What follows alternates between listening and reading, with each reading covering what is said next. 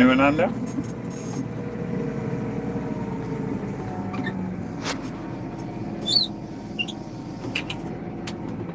I may get set up here now.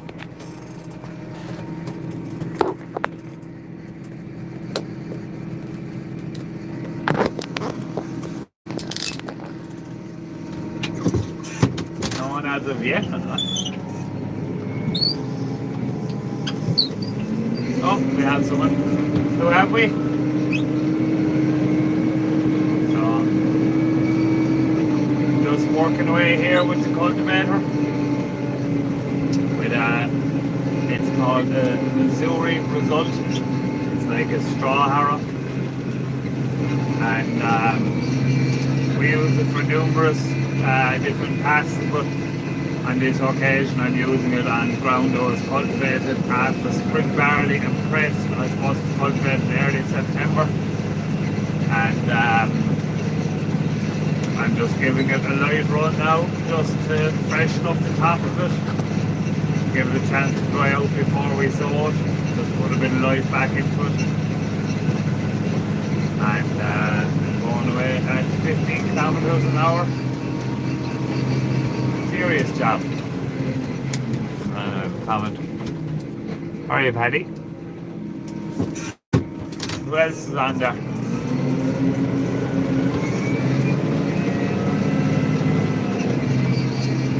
So yeah, keep it away there at 15 kilometers an hour. You do, it's 7.5 meters, so you do 15 acres an hour angling.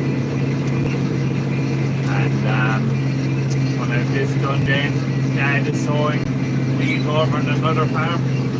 I dropped the heave over there when I was on the way back to the yard to get this. I drop off this. I'll actually put this in the shed now because I'm finished with this now for the year. This is the last thing to do. I'll put it into the shed, plant the heave, and I suppose I'll go cultivating then. Or maybe Dad might want to go home. I might leave Dad go home and I'll sow away for a couple of hours. Get the middle of that field sat and try and get the headlands cultivated. So we're testing TB testing tomorrow, so myself and Pat will be flat out of that. So Dad does have this one field, so then hopefully tomorrow, and I suppose probably the headlands over in the other place. We'll see how we go. It's 7:45 now and finished here at 8:30. Never look, we'll see how we go. There's no panic. We've got half here done just like that. So we've got a few people on there. Make yourself known. A few comments. This is the only reason I thought I'd do these old shorts is for a bit of interaction. I like talking to people and getting their opinions and hearing your views. So any views you have on it, we do. This is the time to do it. One next time now. I have to take down this because I can't see it. Collide with car. Come on. Which country? Ireland.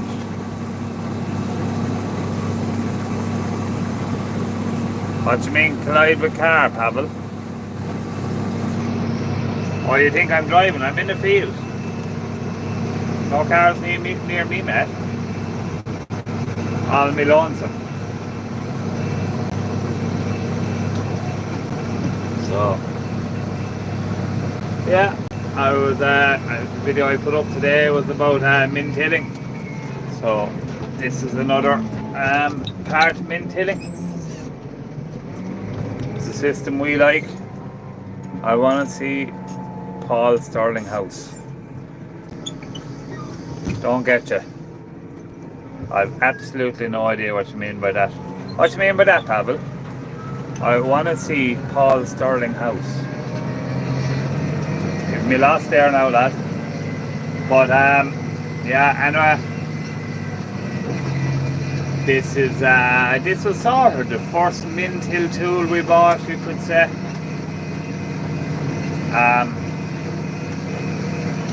I bought it over at Cereals there a couple of years ago. I think it's the only one in the country. But we use it for sowing cover crops as well. Now this year we did actually run the heave ahead of where we're putting cover crops, but we don't usually do that. Don't you watch cricket? All is your captain. I know. I don't watch cricket. I know Ireland have a cricket team, but that's as far as my knowledge of cricket goes, how to tell you the truth.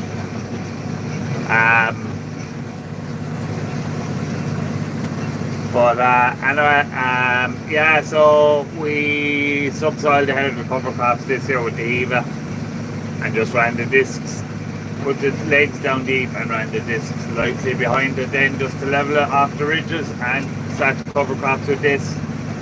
I did sow some cover crops as well with the spreader, the Amazon. It's not really a good job now, to be fair. But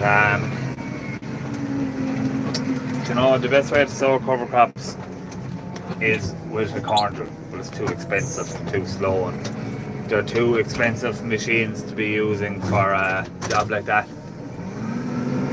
So there was something in the ditch there, I just thought I might show it to you, but it's only a bunny rabbit. I assume you all have bunny rabbits wherever you're from. That's why the Irish team is underperforming. Their lads are farming. Their lads are farming instead of piling. To be honest now, Pavel, I think farming is the least of the Irish cricket team's worries.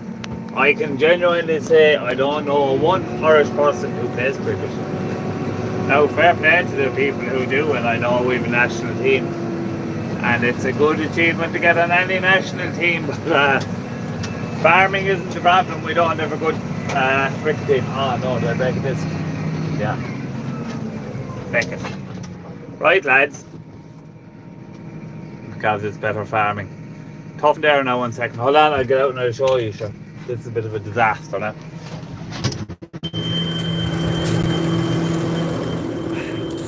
This is what you call live farming now. Now, can I turn this around? I can. Can I?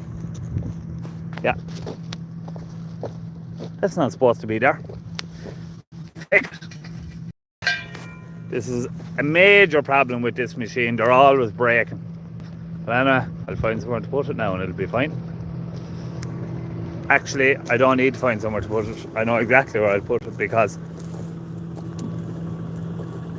I break so many of them, I found the place to put it on the tractor. No.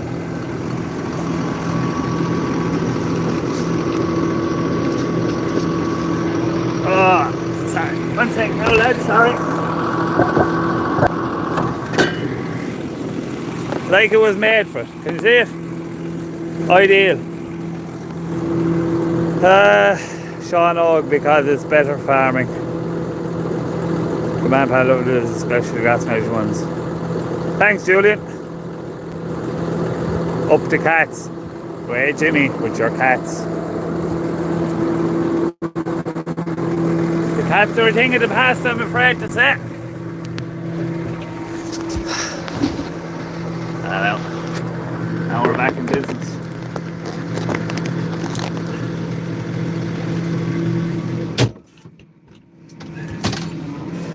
Every time we go out with this yoke, it breaks the spring. Nearly every time, and it's fair annoying. And yeah, we have the same discs on the for the same springs. We actually on the vinyl stand roller. We actually don't really use the leveling board now, it's only sort of from plough ground, but the same springs are on the leveling board on the barley stand as are on this, and I'd say we've broken 2 springs ever on the barley stand, but they're just sort of on a constant load. There's a constant load on them springs, whereas this one they'll be sort of flicking like that the whole time and they just break, so it's not a good design out of it. I'm after breaking, I don't know how many of them I'm after breaking. It would break 2 or 3 of them some days, which is a bit of a joke. If you stay under 50k now, it does help. Anyone who knows me knows now I'm sort of all about the output. But no, stay under 15k now today because I don't want to break any more of it. Any more comments? God, I'm fair blind. I can't read that at all. No more comments.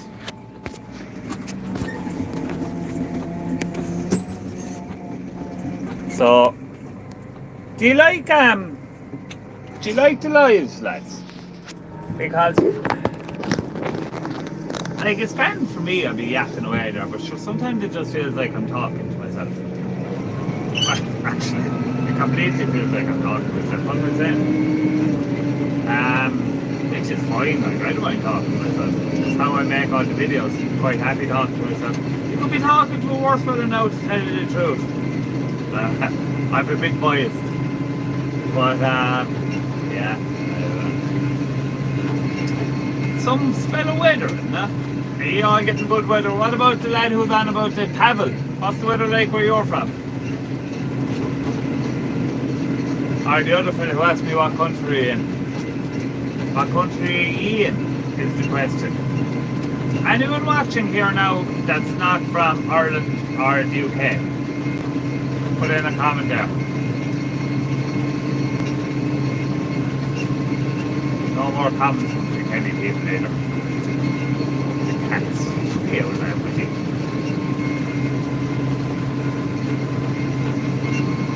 But yeah, I got a copyright the other day. They wouldn't on one of the videos. They said like I've used someone else's song or something. I don't even know what they're on about. I'm coming now. You can say hello to James Furlong. We love watching you in Wexford. Hello, James Furlong. I'll do it in one of the videos there tomorrow. He could be in bed now at this stage. Maybe not. If you're there, James, how are you going? If you know mention. Do you know Dower Furlong? No, from Wexford? That's a fairly stupid question now, actually, there. I went to college with a fellow called Dower Furlong. I went to college in Cultivating. I did the funny story, sorry, actually. I did machinery maintenance and crop production was the name of the course, and I had no interest in cattle. He's not in bed. Come on, how are you? What's his name again? Andy Backers. How are you, James?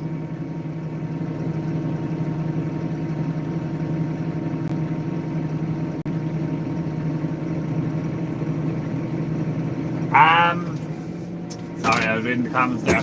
Anyway, I must finish my story now before I answer any of your questions because it goes in my head. So I don't know. When anyone, like, I was actually interested with a module course in college called forage production, and I was interested in that, right? But I've had zero interest in livestock. None. When they started talking about we had to do a course, beef and sheep or I don't know. But I had no interest in the wider world, and I paid an equal amount of attention, and I'm sure, look at me now. So when you're in college, even though you may think it might be interesting, listen. So should I buy calves? If you're not set up for calves, you can do them in a small way. Alright, like I started off doing calves in an old rundown shack that's out the back of the house. I'll actually show you some of them. It's still there. It's alongside where I'm building my own house now, but it's, my sister's ringing me. Does she not know I'm doing a live? Oh, not. Does she not know I'm a YouTube sensation? So yeah, you can do them in a small way. But there's an awful lot of work in calves, a pile of work, and it's gotten very expensive to rear calves. So if you, and I know I'm speaking from experience here now because it has gone wrong with me over years, if you rear calves and you end up with badly reared calves that'll cost you a fortune, and you lose a few, etc., etc., you get sick calves or whatever, you're far better off weighing by weighing. If you're a full-time farmer and you're in it for the long haul, you're trying to build numbers, calves are fine. But even on our scale, in our setup, like, if we can rear our calves and we end up with a really healthy bundle of good calves, like good calves, the same calves that are now 250 plus kilos at the moment, you're better off to rear calves. But if you get a lot of sickness, like we did last year, and you end up with calves, this time your average weight this time of year, your calves is 200, which it was this time last year, you're way better off going by weight. You don't, like, you can lose big. People think you can't lose buying a calf for 50 euro. If 50 euro is the least you worry, it's what comes after that. You can lose a lot of money rearing calves and have no doubt about it. And you won't save a massive amount of money by rearing calves as opposed to buying weanlings. The thing that is cheap to get into, it is and it isn't. Yeah, the initial cost to buy them is cheap, but like the money that goes into rearing calves is massive. And if you were to, so say if you were to buy weanlings, right, this time of the year, and runner calves this time of the year, 250 kilos, finish them out of the shed Christmas 12 months. Well, you only then have 2 years worth of stock for a month, okay, for November and December. Whereas I have 2 years worth of stock for 10 months of the year. So you have an awful lot of money tied up in stock. Like this thing that rearing calves is an easy way to get into stock. It is on a small scale, but not on a large scale. Rearing calves is not for the faint-hearted, that's all I'll say. But look, we've cut back, we don't rear as many calves as we used to. We reared 300 one year, we reared about 200 last year, and we bought some runner calves. Just to spread the workload, spread the risk, etc, etc, etc. Look, I would just rearing calves is fine if you're lower trad, and even if you don't know lower trad and you have a small number of them and you try your best, you'll probably get on alright. The biggest drop problem with calves is too many numbers. End of story. A calf's worst enemy is another calf. It's like sheep. What are the best calves to buy? Cattle prices in March are on fire. Yeah, cattle prices in the March are absolutely crackers.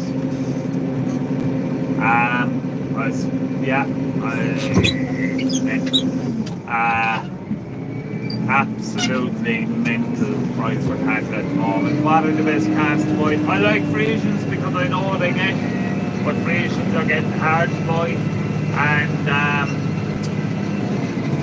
in my opinion, like, Friesians are grand, but bad ones are a disaster. I think the Angus and the Hereford or even Continentals now, you can buy them with a bit more confidence if you're using the CVV. I think the CVV is a big one. And it's going to be a huge advantage for people buying calves, but only if the calves are genotyped. I think the CVV isn't worth the paper it's written on if the calves aren't genotyped. And I think I'd be pushing for all calves born to be genotyped within a couple of years.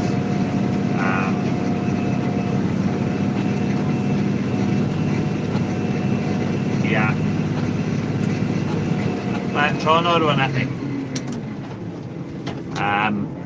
Yeah, the exporters are coming out now as well, seemingly, and they're absolutely busting looking for cattle.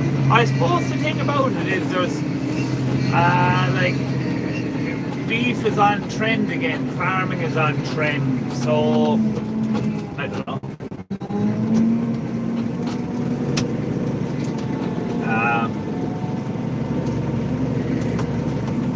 Look, you can buy gold too dear. There's like no matter what price you're getting for cattle in the factory, you can still lose money on them if you've given too much for them. That's the biggest benefit for us with calves, is we can control a lot of our costs. But still, if you end up with sick calves, you'll be way better off my well. So, like I think the Angus Whitehead runners up at €3 a kilo, I think now, I could be wrong about that, don't quote me on that.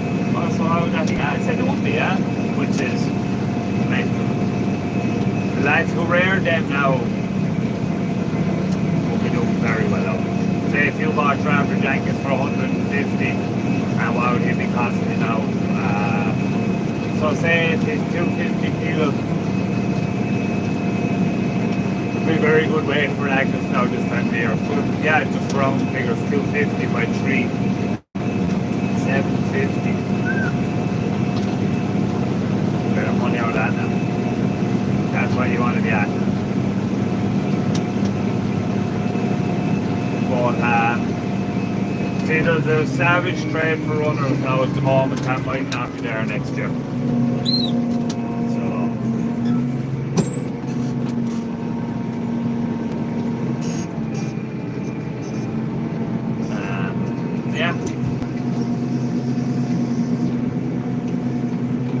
We obviously have no one from outside Ireland that's watching. No?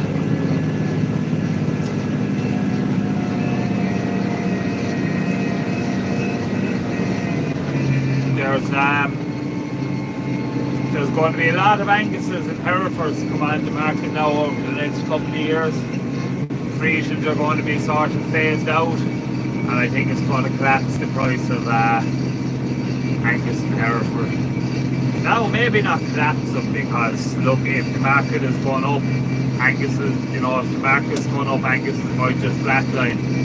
So relative to the price of other cattle, the price might collapse, but I don't think that you're going to be getting Anguses for, well, maybe you will, like there might be a beef price next year or €3 kilo, who knows?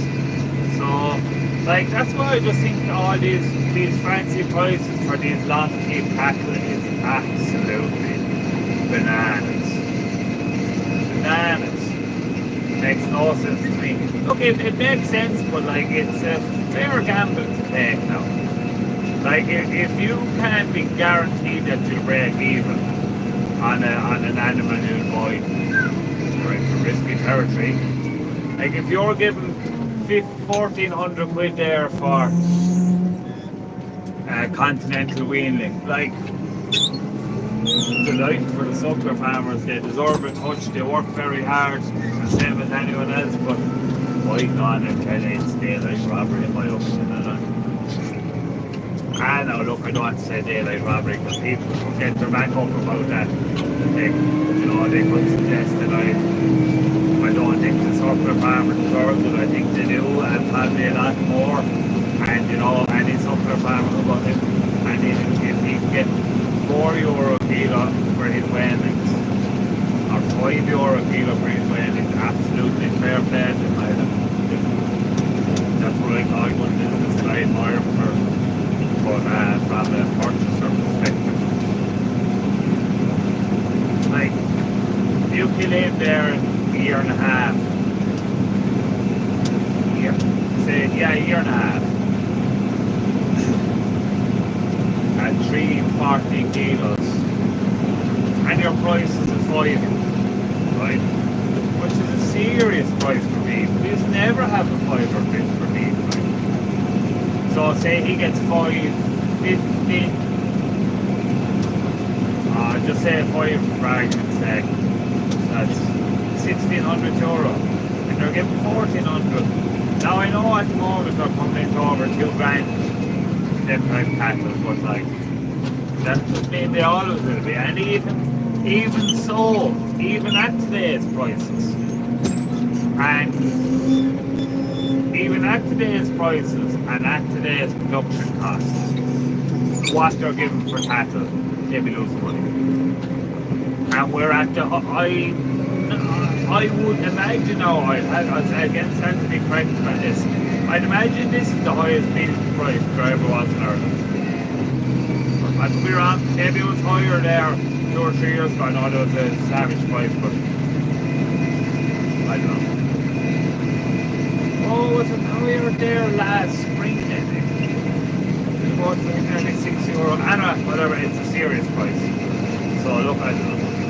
But every man, every business is different. Just because it wouldn't stack up in my business doesn't mean it wouldn't stack up for someone else. That's why I imagine some of the things I do, people will be looking on and they'll say that makes absolutely no sense, but it might make sense for my business. So it's all about your context and excuse me, don't give too much time looking off the ditch.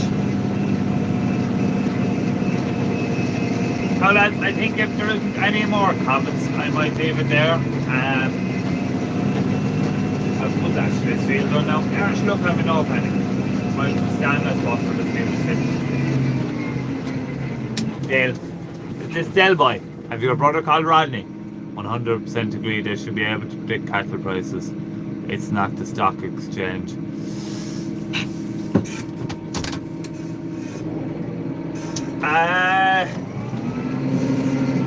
So, I don't know, can everyone else see the comments or not? But anyway, what Del said was 100% agree they should be able to predict cattle prices. It's not the stock exchange. Yeah, well, you're right. It's like, I don't think...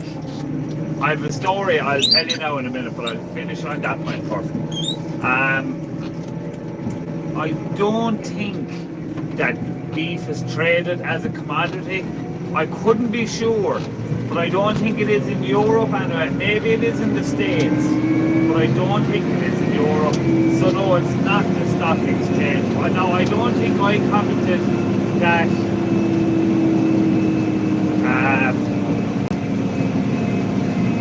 factories can or should be able to comment, should be able to predict the beef price. But I think as farmers we can predict the beef price.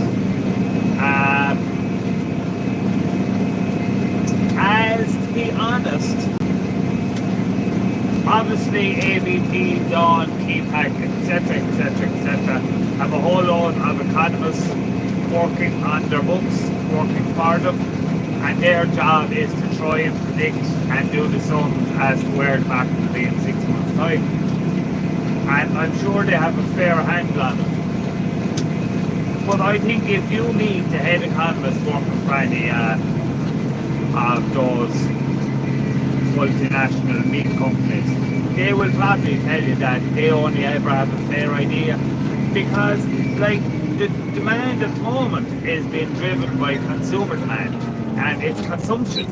So like beef 18 months ago was nearly a dirty word, whereas now it has become in vogue. Like veganism in a large way is nearly gone by the wayside. Certainly the majority of, say, the poster vegans, a lot of the celebrities have moved away from it, so in turn public have moved away from it. So I think that's where the drive for beef is. But like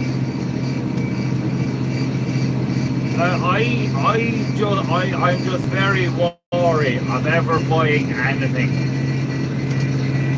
at a price where it doesn't stack up in today's market, be it anything at all. Sometimes, be it horses, cattle, calves, cows, full cows, commodities for feeding cattle when I was buying whatever. You know, if it doesn't stack up in today's market, I think it's a gamble to say it'll stack up down the line. I have in the past, I remember last year now, I bought a lot of cows last year. I predicted that there was going to be a glut of come on and there was going to be a price rise close to Christmas, it was just one or two market indicators that I thought I saw, and we got a good touch out of them. But it doesn't always work. And I remember the first time I did cows, I predicted the same. Like, I think I bought cows for, I don't know, very small money. And I thought there'd be a rise. And there was a rise, but it didn't rise at the level I thought it was going to. We saw the cows we did find. Right? It was only a small number of cows. I bought a lot of cows now last year, right? But, yeah. So, that's my view on things. It's not my own personal business opinion on this. To say it's right or wrong. If it doesn't stack up in today's market, I'm worried about investing in it. And I'll change the story. When I was I was going to say it was Snowfield, but it wasn't. I'm part of the Dairy Beef 500 group. It's a dairy calf beef monitor farm group, Tagus group. And one of our trips, we went to Spain. And in Spain, I can't remember the name of the town I was in. Now, it's not a village, but they have like a meeting every week where they set the price. And it's very interesting. So say during the winter, you have a very small population in the seaside towns, or more in the city. And during the summer then, you have more population around the seaside towns. So, depending on the time of the year, and the locality of the population, as I've just explained. So they have this meeting, and I'm stopped the fact now to explain this. They have this meeting, and every week, all the different procurement people, all the different factory managers from the different areas go to this meeting to discuss the beef price. And so say in July, and I'm from Garryvaux, right, which is a local seaside town to us, or y'all local seaside town to us, where there's going to be a lot of people. My opinion on what the price should be will hold far more power than someone from a procurement agent or a factory manager from the city, because there's very few people there. So he won't have the demand in July that demand from y'all will have. So demand from y'all's opinion. So if he says I have huge demand for cattle this week, the price will be up. But if he says I have very little demand for cattle this week, the price will be down. But then in winter, when more people are in the cities, your man from the city, his opinion is more highly valued than your man from the seaside town. So it's really interesting. And believe it or not, the day we were there, they always and ever since this began, however long ago, they always managed to agree a price on the day. The day we were there was the first time ever they didn't manage to agree a price, because there was going to be a price increase, and some of the factories didn't agree with it, so they didn't turn up to the meeting. And because they didn't turn up to the meeting, if you don't have a certain amount of people from each area, it's like a quorum at an AGM or whatever. If you don't have a quorum, the meeting couldn't be valid, say. So that was the first time ever that the meeting wasn't valid, was the time we were there. But it was really interesting. That was a brilliant trip. Yeah. So, yeah. We had no idea what they were saying, because they were speaking in Spanish and they were all sort of talking across each other and things. But it was only afterwards, when we went out, that the lady who was with us explained it all. So that was a brilliant trip. That was organised by Board Via and Tagus. It was brilliant. I've been in that Dairy Beef 500 now for a good few years. It starts off with the Green Acres and now the Dairy Beef 500. It's a brilliant group. Brilliant. One of the best, as good a groups I've been in. I've got loads out of it. There's great group of advisors and a great group of lads. We're after being on a good few old jollies now, and yeah, very enjoyable. So, any more comments? I agree with you. Beef is the new superfood, yeah. How did you come to start doing YouTube videos? Blonde Rule 25. funny name. How did I come to start doing YouTube videos? I've no idea. I was never on anything. Well, I was on TikTok and Twitter and YouTube and everything, but I used never really put up. And the odd thing on Twitter, alright, I used to put up, and I was just a complete spectator and everything else. And one Sunday morning, I got over, and one of the water troughs in the straw shed was after leaking, and I just like put up a TikTok of like, if you go onto my TikTok, Dower House Farm is like my very first video. I just put up a video of like slurry basically flowing out the door of the shed, and Sunday fun days or something, and like it just took off. Like I don't know how many likes it got, but maybe only like a couple of hundred. But at the time I thought it was absolutely mint that I could get this many views. And then I sort of started putting up maybe one TikTok every day. And then I just said, yeah, you know what, I'll chuck one YouTube. And I said, you know, I love watching YouTube. I watch a load of YouTubers like Joe Seals. Joe Seals now I watch nearly religiously. He's talk about like, I don't know, it's basically I farm all day and then I go home watching about farming. But I think that's one of the beauties of farming. People ask me like, why do so many people love watching farming videos on YouTube? And I figured it out. It's because everyone loves farming, but they just don't like the hardship of farming. So by doing this, you get to experience, by watching YouTube videos, you get to experience the good of farming without any of the hardship. So yeah, I just said, look at Joe Seals. I said I watch him every day, and I really enjoy his videos. And I just said, you know, I said, I'll give it a go. I'll drop a video there every day for a couple of days. And it just sort of, it got popular fairly quick. So I'm really enjoying it. Sure, to be honest, it doesn't take much time. I don't let it interfere with my work day. You'll see probably the days I'm not busy, my videos are longer than the days I am busy. But that's just solely because flat out, I forget to do recording, and like all I have is my phone, nothing else. I had a tripod, but a small little handheld tripod, but I lost it, and I bought a gimbal joke there last week. Oh, I hate it. It's the most annoying thing ever. I used it, I'd say, for 2 minutes twice, and I think it's thrown. Is it here? No. I know it's thrown on the floor, one of the tractors, and it's T7 maybe. But yeah, there's no comment there now. Seamus Maroney. Good evening, Pat. Good evening, Seamus.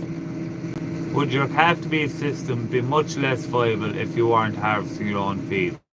I've continental cattle store to beef, fattening them with P&V beef nut.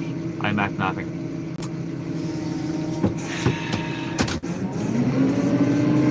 Would it be less viable if I wasn't growing my own? No. It's actually the opposite.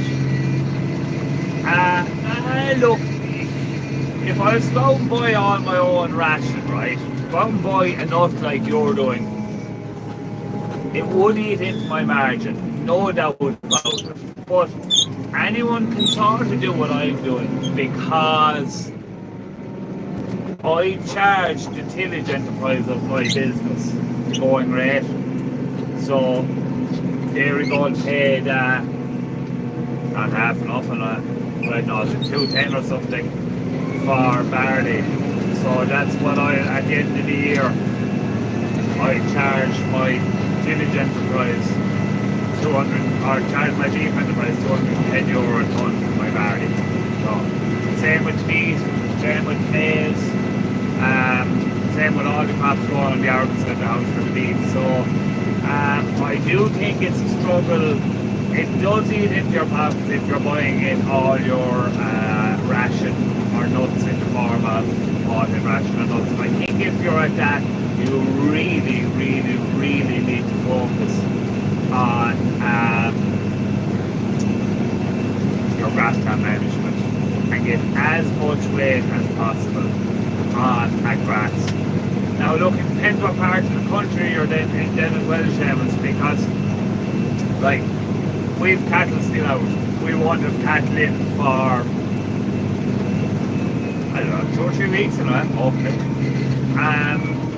Now I know this is an exceptionally dry November, but like really, no matter how wet it is, I must look it up. I think, I could be wrong, I think we didn't win any whalings till the 6th of November last year.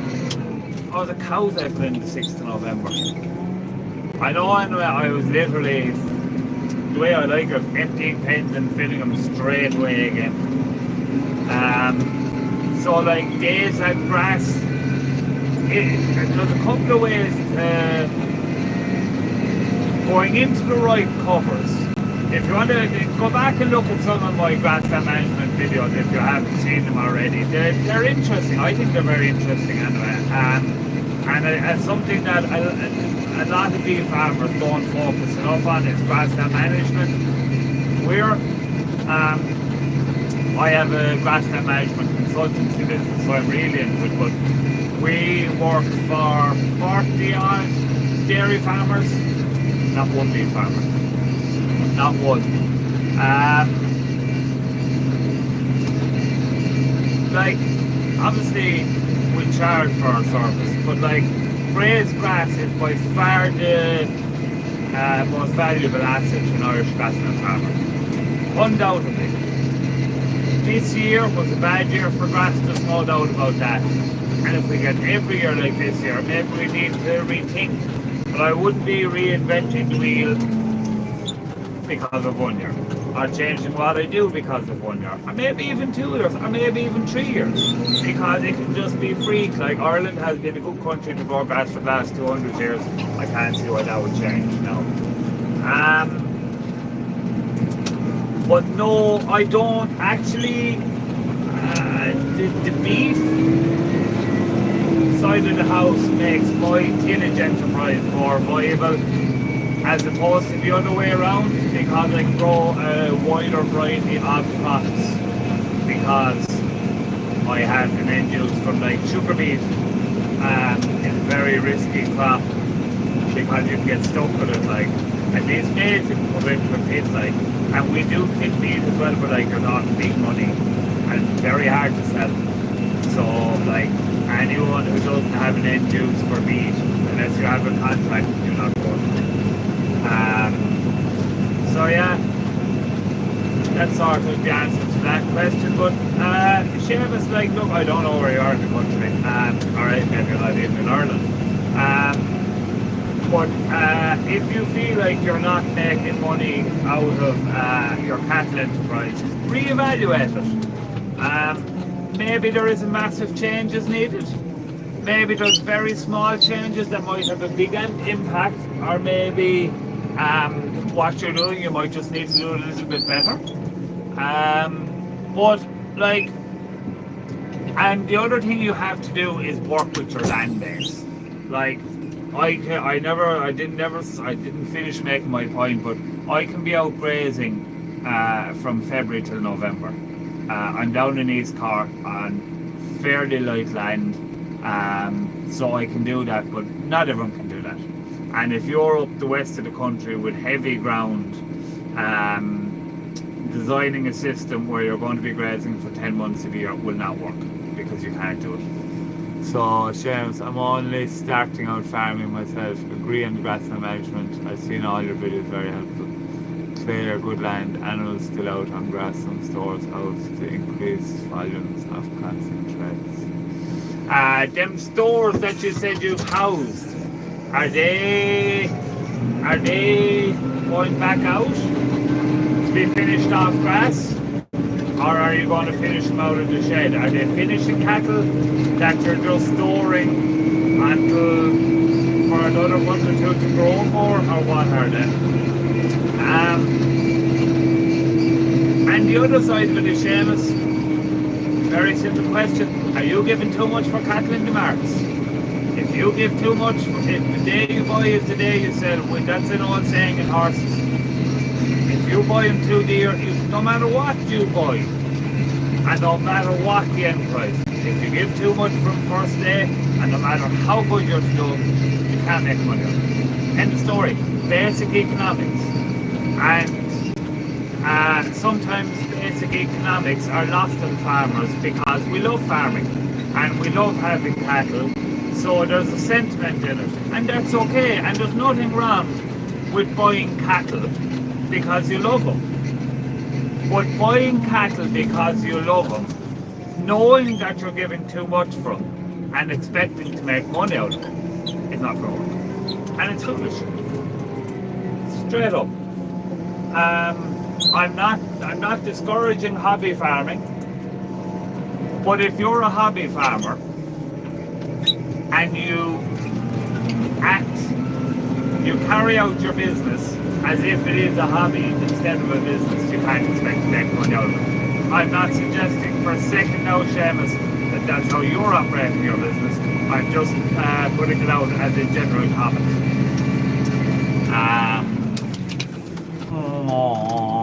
We'll finish in 6 to 8 weeks. Oh yeah, well sure, feed them away, mad. Agree buying Peter O'Hanrahan. What do you think is the biggest driver of profit in your calf-to-beef system? Is this Peter O'Hanrahan now from Kilkenny?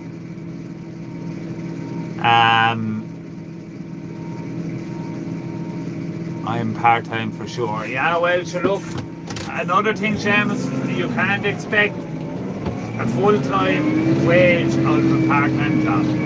And that is a bugbear of mine now. People think that they deserve to have a living out of farm when they're only working part-time. Not true. I had this argument with my cousin a couple of months ago here saying, yeah, but look at the amount of money you've tied up in land. No one makes money off of land through farming. Really. Well, that's not true. No, sorry, that statement isn't true. But just because you have land tied up, I don't know how exactly make the point, but like, you say take the major, I'm not going to name any names now, but the people who are investing very heavily in land now at the moment, right? Their aspiration isn't, obviously they're running their businesses as a profitable business, but they probably don't have a land charge in. And the reason I say that is because their aim is to make money out of the capital increase. If you split your business in two, you have your farming business and your land business. They want to make the money out of their day-to-day farming because they're very successful businessmen in their own right in other fields. And they aim to make money out of their land through capital appreciation. That's my view now. Maybe that's completely wrong, but that's my view of it anyway. So yeah, look, if you're a part-time farmer, you can't, in my view, hope for any more than part-time wage, regardless of the amount of land you've tied up in that. If you're running it as a business, if you want to operate your whole enterprise, including your land, as a profitable business, and you're farming, but there's a chance, there's an opportunity to let out your land for big money and it will be more profitable. If you're running it as a business, the right business decision to do is to let out your land for big money. But if you want to be a farmer, farm it. So I'm getting a bit deep there now, so I'll stop. I don't know. Yeah, the heat comes down. Agree, buying deer, only animals that leave a pasture are the animals bought cheap. Typically pay $1,500 for 18 to 21 bullocks. What would you pay for weanlings? I don't buy weanlings, to be honest. I buy some runner calves, some dairy calves. And to be honest, I'm not really going to get into too much of the economics of my own business, because while I'm quite happy to share about what we do on the farm, I don't really want to get into too much details of about the actual profitability, etc., of the farm, because it's a family-run business. It's more than myself in it. It's myself, my father, my mother, my wife. So it's not only my business to be talking about.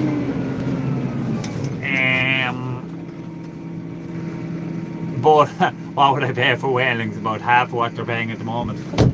It's closed the sunroof now because all the flies are coming in. My father was a full-time and made nothing either. Yeah, well, sure, look, yeah, I don't know, Seamus. My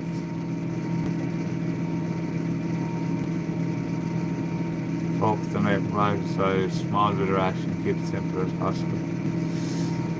Yeah, you're fairly right. That's a good point now, Dale.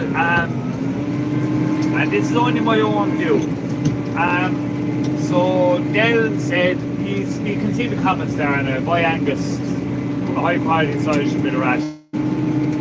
If you're a grass-based system, right, you should have an animal that is good at utilising grazed grass, which is probably an animal out of dairy stock, as opposed to out of continental or something.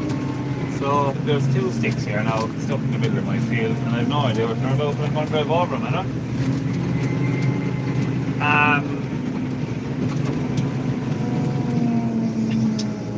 So yeah, look, farming is hard. Farming has gone very much for scale. Small farms are a struggle. There's no point in saying any different. And unfortunately, I think are going to become even more of a struggle into the future.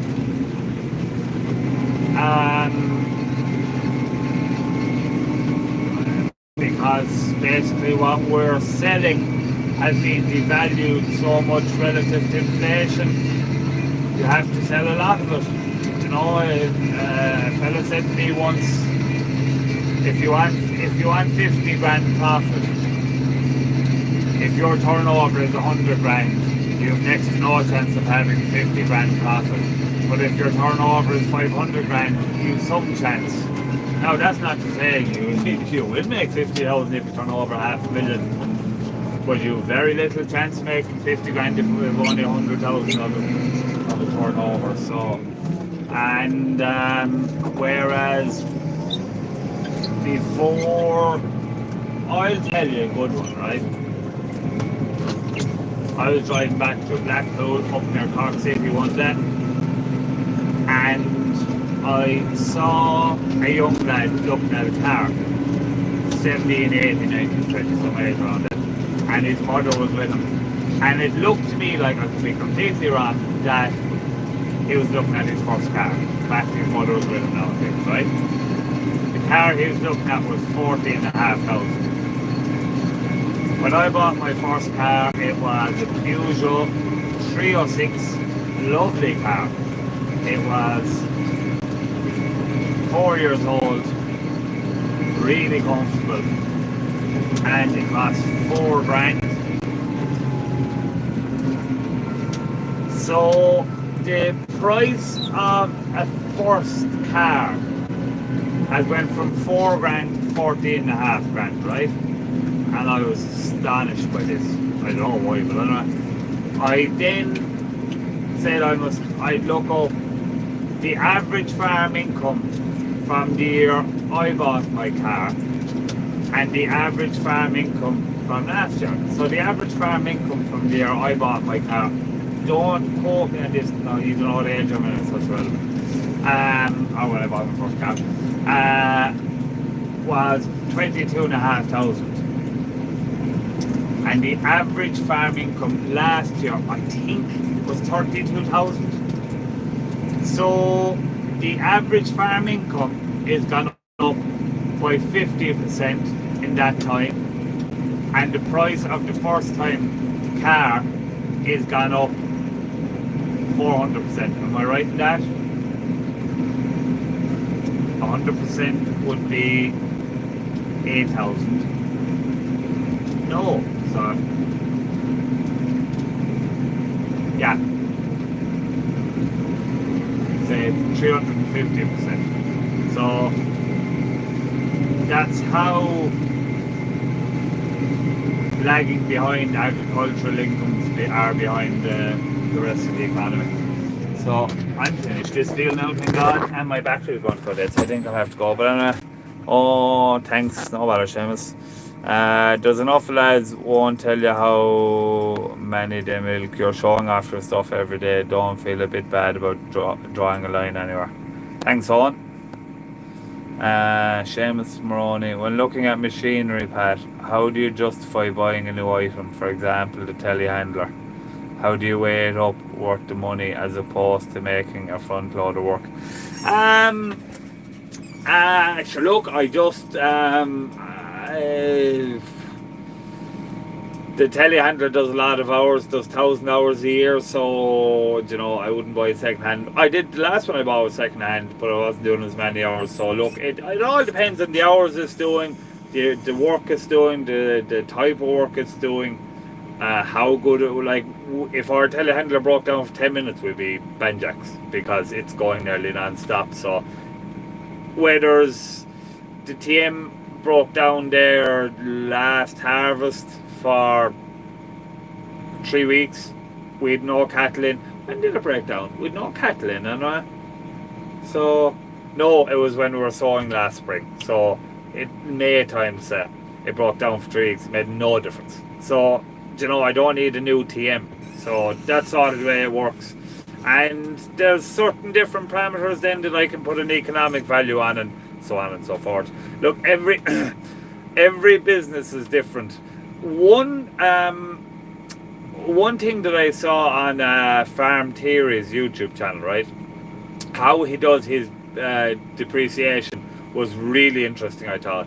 So he depreciates 20%. What way is it? He depreciates it by 20% every year. So say if you buy a machine for 100,000, right? The first year is you depreciate it by 20,000. Then it's worth 80,000 the next year, so you depreciate it by 16,000. Then it's worth 64,000 the next year, so you depreciate it by 13,000 or 12,800. So